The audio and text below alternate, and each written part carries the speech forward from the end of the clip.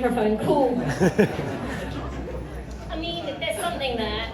It's fine. I'm gonna try to hold my papers and the microphone at the same time. This is gonna be exciting. Hi everyone. I am so grateful. There are so many people here. There's so many people in the room next door. And I know that is still. It is. I mean, I don't know. Hello. There's some weird feedback. I'll move this, okay? I'm so sorry. You know this is really grassroots when we're having all of these technical issues. This isn't like a polished PR exercise. This is really authentic. Hi everyone, my name's Zarah Sultana and I'm so glad that you've taken time out of your Friday night to be here in Brixton to talk about and be part of this amazing new party that we are all building together with 800,000 other people.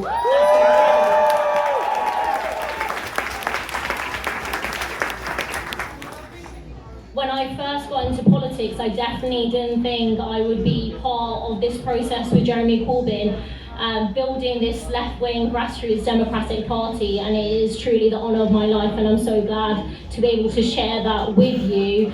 Being at the Caribou Centre, being here today has genuinely been very, very exciting. I've been speaking in Devon, in Bristol, in Newcastle. I was in South-West London a couple of days ago. Might be controversial, I don't know how territorial people are here.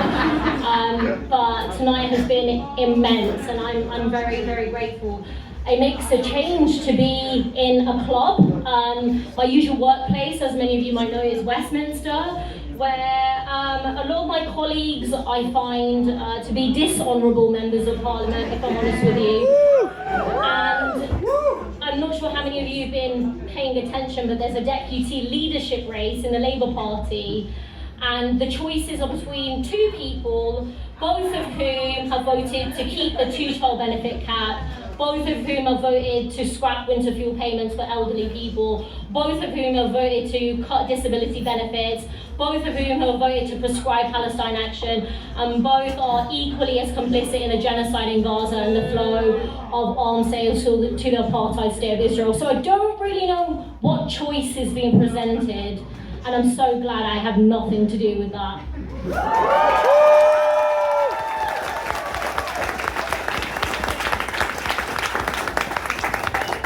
You've heard from speakers tonight talking about the issues that define our country. We live in extraordinary times where climate breakdown, inequality, the housing crisis and the collapse of public services are so profound, and yet our politics and our politicians feel so out of touch. Too often power is concentrated in boardrooms and not community spaces like this, where political parties manage their members rather than empowering them. And our politics is too often shaped in these corridors of power, not our streets and communities where power truly lies. We are here to change that.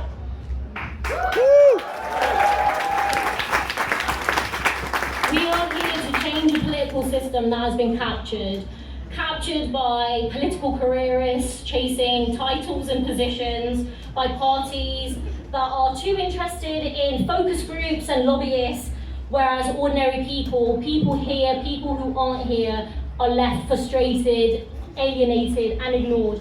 But we know that politics doesn't have to be this way. Politics should feel alive. It should allow you to change your community, your society and your country. That is the purpose of your party, which is the interim name, I must add, and I'm obviously advocating for it to be called the Left.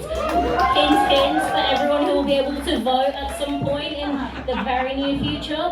I'm sure there's many different opinions in the room, but that's mine. Our founding premise is very simple, that politics starts with the people, not politicians, and that really shouldn't be that controversial.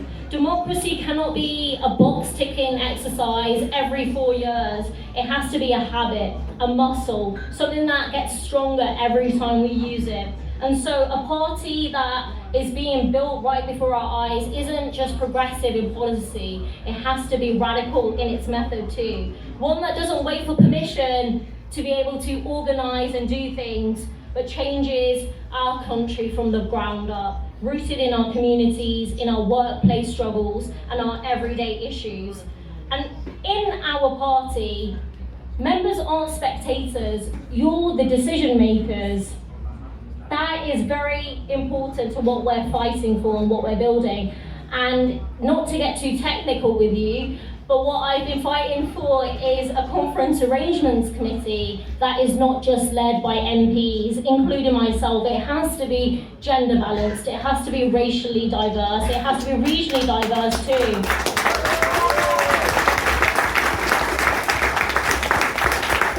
We have to represent the breadth of our movement, the strength of our movement. And so what we have to build is a unitary party where our regions and our nations have autonomy, where they are able to shape policy, where all members are able to shape policy, strategy and direction through one member, one vote. It can't be a democratic party if it doesn't have one member, one vote.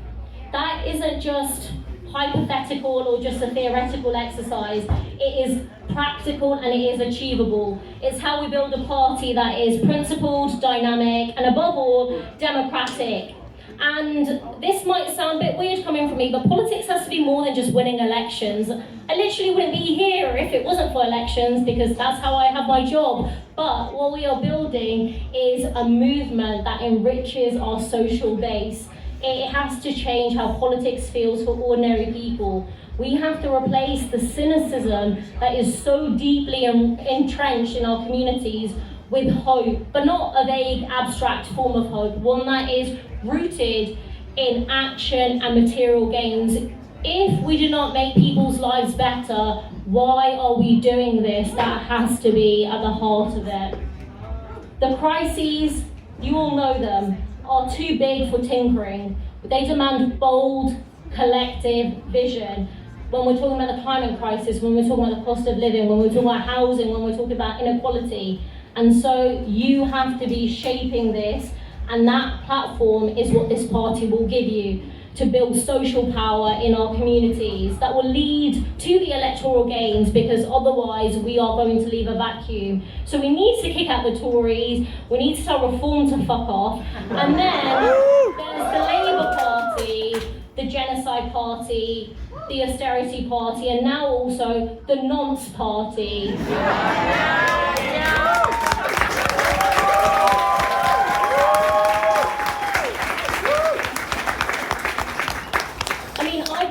The picture of Peter Mandelson and Jeffrey Epstein for a year. If our media class was paying any attention to look into that, I think this could have been dealt with much sooner. But anyway, we've got a big fight on our hands. With Reform in particular, if an election was called today, they are currently polling at 30%. Nigel Farage will be our Prime Minister unless we get organised, unless we fight, and unless we win. And that's why tomorrow is very important. I'm going to be joining the counter demonstration against Tommy Robinson, and I hope everyone who's able to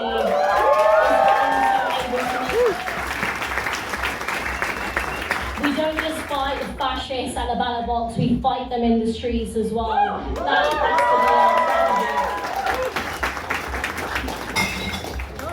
Absolutely. That's full agreement. This is about changing our country. This is about real power for ordinary people. And the Labour Party, not to talk about the Nonce Party again, the Labour Party was founded by the trade union movement to defend workers, to fight fascists.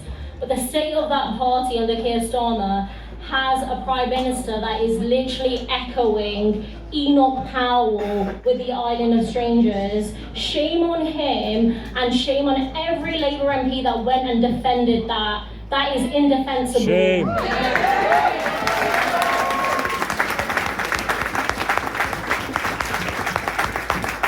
And there'll be people who say, you're dividing the left.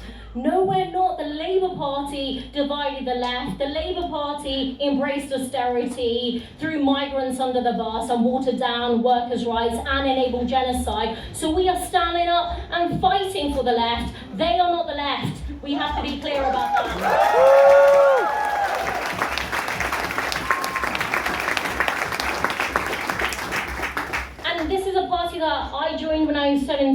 many people in this room have been involved with the Labour Party as well. And I've fought long and hard in that party for wealth taxes, to nationalise our utilities, for universal free school meals so kids don't go hungry. And still that Labour Party attacked the working class, and I opposed its worst betrayals. I voted to scrap the two-child benefit cap. I would do it again. I voted against cuts to winter fuel payments. I would do that again. I voted against cuts to disability benefits. I would do that again. And I voted against prescribing Palestine action. I would do that again as well.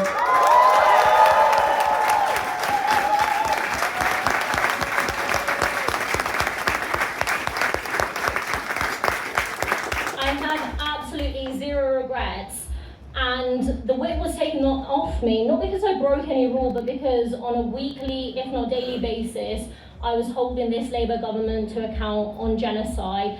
That was the disagreement, which isn't a disagreement. You either support genocide or you oppose genocide. It's really quite clear. And this Labour government is enabling it.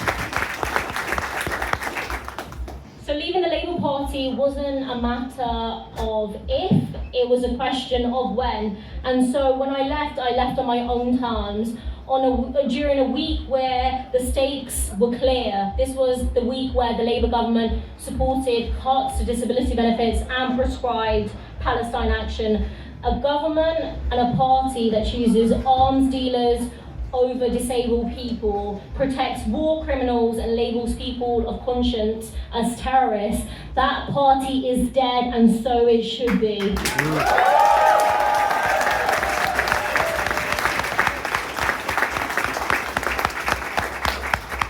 In case you couldn't tell, I'm not in the mood for mourning. We're building something new. What we're doing is building a party that's rooted in our communities, that is proudly socialist and fiercely democratic, one that understands that power lies in our trade unions, our tenants' unions, in the climate movement and in the fight for Palestinian liberation. And I want to say loudly and proudly that I am an anti-Zionist, and this party will be fighting.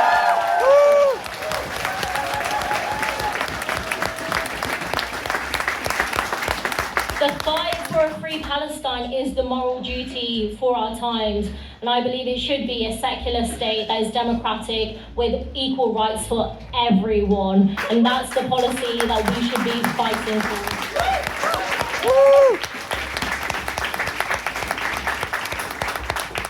And what we're also doing is saying that we don't want a seat at the table in Westminster if it means being on the menu. We reject the politics that is brought by Rupert Murdoch, fossil fuel giants and property developers. Instead, we are powered by ordinary people, nurses, teachers, delivery drivers, and not career politicians. And we will be called unrealistic, we'll be called radical, and so many other things.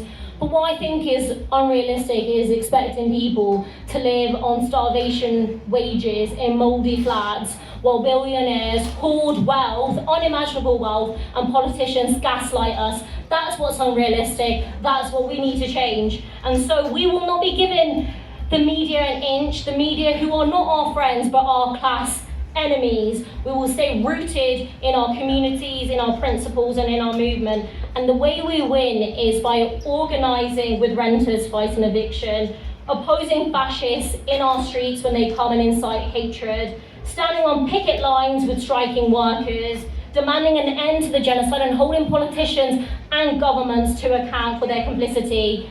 And in case I haven't been clear enough, trans rights are human rights, and we will defend them.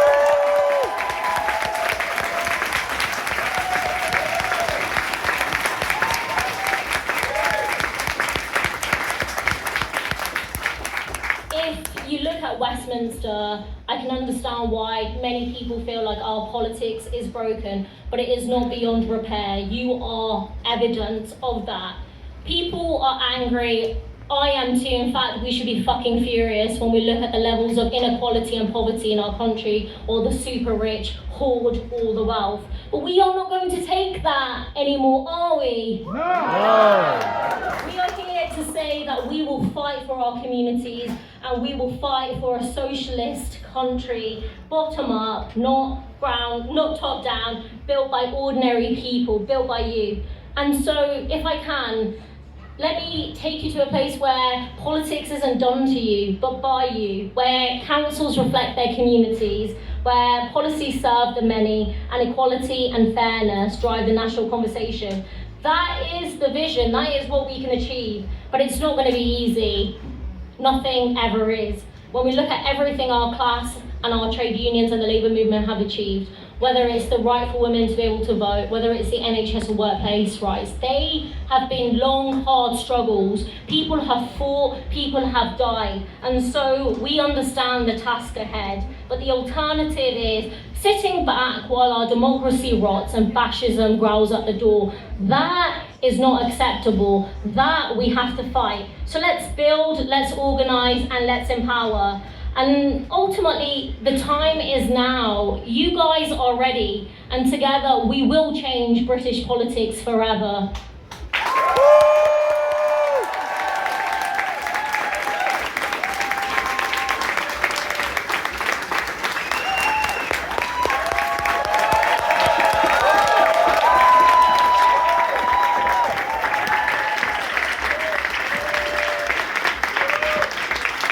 What we are doing in Brixton tonight and what is happening all over the country is 800,000 people getting together to build something truly transformative. And so I will end with this, a favourite quote of mine. As Aaron Duty-Roy says, another world is not only possible, she is on her way. On a quiet day, I can hear her breathing. Thank you so much. I'm so proud of you.